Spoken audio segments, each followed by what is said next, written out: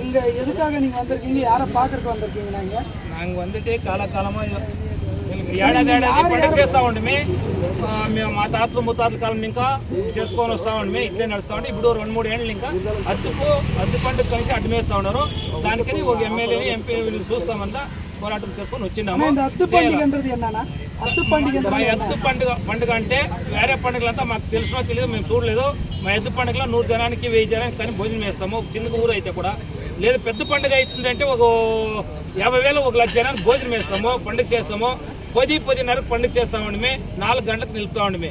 ఇప్పుడు 6 గంటలకు పండుగ చేయండి, 8 గంటలకు నిలిపేయండి అంటారు. మాకొద్దు, మాకు 9 గంటలకు మామూలుగా చేయండి అని అడిగేదా వచ్చినాం. పాతకాలం ఇంకా ఇప్పుడు కొత్తగా ఎవరు చేసేది ఏమీ లేదు. పాతకాలం తాత ముత్తాతలతో ఇంకా చేసుకొని వస్తూ ఉంటారు. మేము కూడా 95-96 ఇంకా చేసుకొని వస్తూనే ఉన్నాము. ఈయన అంటే ఏమీ లేదు. ఇప్పుడు 2-3 గంటలకు అడ్డమేస్తా ఉన్నారు. పొద్దున్నే 5 గంటలకు స్టార్ట్ చేసి 8 గంటలకు నిలిపేయి అంటారు. మాకు అట్లా లేదు. 10 గంటలకు స్టార్ట్ చేసి 1 గంట 2 గంటల గంట పర్మిషన్ కావాలని అడిగేకి వచ్చింది.